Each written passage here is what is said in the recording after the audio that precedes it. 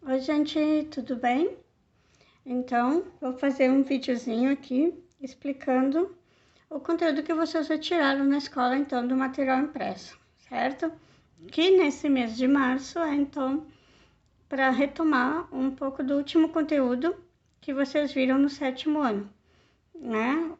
Sobre o Brasil, colônia de Portugal. Bom, logo no começo vocês têm, então, sobre a colonização da América Portuguesa. Você sabe, né, que os europeus, os portugueses chegaram aqui, descobriram a América, entre aspas, né, e acabaram tomando posse dessa terra. Só que por um período de 30 anos, eles não tiveram muito interesse. Não achavam que teria alguma riqueza que seria aproveitável para eles. Após 30 anos, então, é que eles decidiram que finalmente deveriam iniciar o processo de colonização, porque senão outra potência, outros países poderiam, né, se interessar. E a primeira atividade econômica desenvolvida, então, foi a exploração do pau-brasil, que era uma madeira da qual se extraía uma tinta de cor vermelha, que era usada no tingimento dos tecidos. Tingia os tecidos de vermelho, então, e esses tecidos eram utilizados especialmente pelos sacerdotes da igreja. A colonização da América Portuguesa, o início dela se deu assim, então, foi basicamente a partir de 1532, com o desenvolvimento da economia açucareira, né, da produção de açúcar das lavouras de cana, que foram iniciadas primeiramente na capitania de São Vicente, uma das duas que prosperou, né, capitania de São Vicente, e no Nordeste, onde se teve as condições favoráveis para o desenvolvimento e o cultivo da cana-de-açúcar. Cabe destacar, então, que essa foi a economia que sustentou a colônia durante todos os séculos XVI e XVII. Foi a base da economia, então, do Brasil colônia, a produção de açúcar. Aqui vocês têm umas imagens, né, da sociedade da época. O senhor de engenho, né, na frente, os filhos da esposa atrás, os escravos.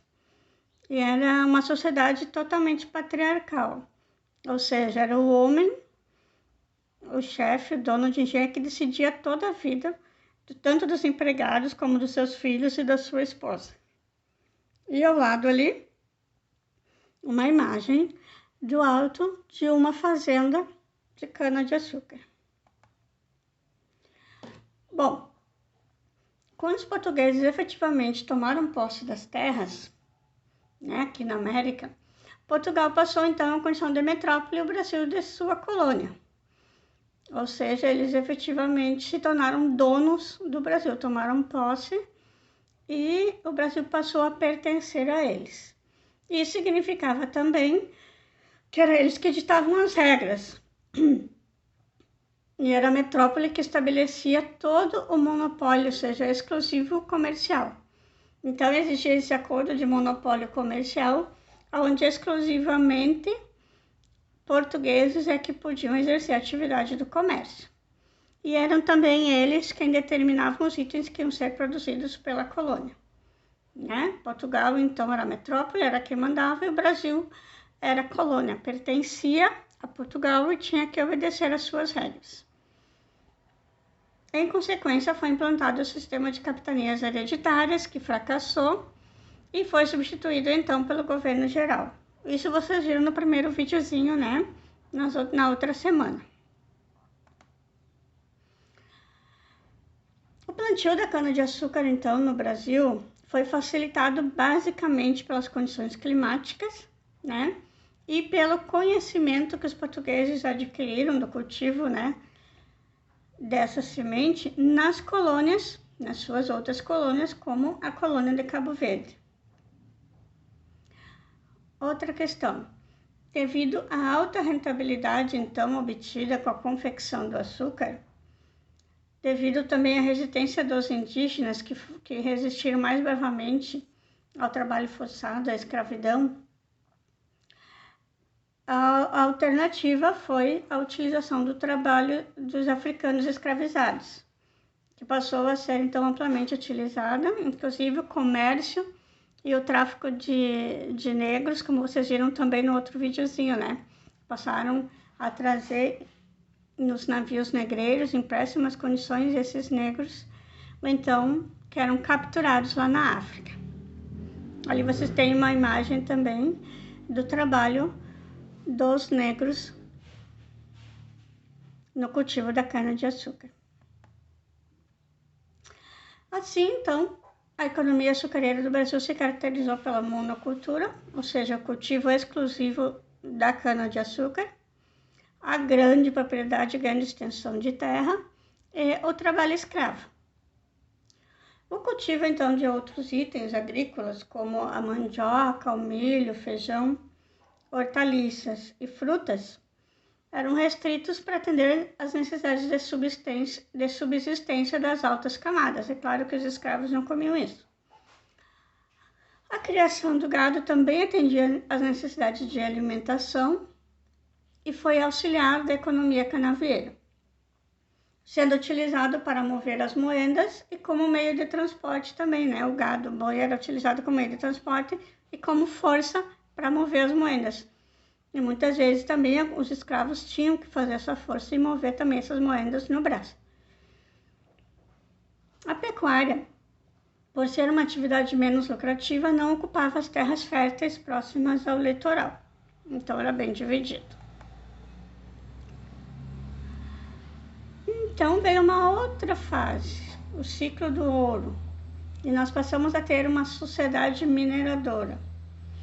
Isto é, em torno de jazigas, né, de ouro, de pedras preciosas, especialmente na região da atual Minas Gerais, mais especificamente a cidade de Vila Rica, onde é a atual cidade de Ouro Preto, começaram a surgir então os povoamentos e inicialmente os exploradores reuniam-se em acampamentos próximos nas áreas. Ou seja, a notícia se espalhou, temos ouro, e milhares de pessoas correram para lá. Só que a região das minas não era tão legal assim. Por quê? Porque ao chegarem então na região das minas, eles não tinham, primeiro, o que comer. Eles não tinham onde morar e muito menos o que vestir. Só com o tempo, então, é que isso mudou e eles conseguiram as condições para plantar milho, feijão, para criar porcos e galinhas. Então, algumas dessas vilas, elas deixaram de existir lá no início da escassez, mas outras prosperaram e se tornaram cidades, como a cidade de Ouro Preto, que existe até hoje.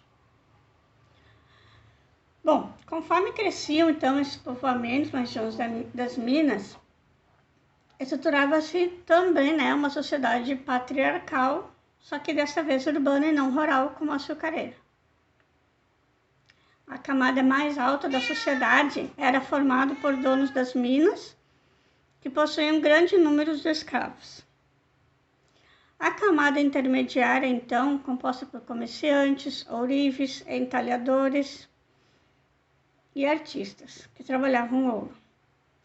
E para estes havia oportunidade, inclusive, de mobilidade social, ou seja, de ascender socialmente com a riqueza obtida na mineração ou no comércio.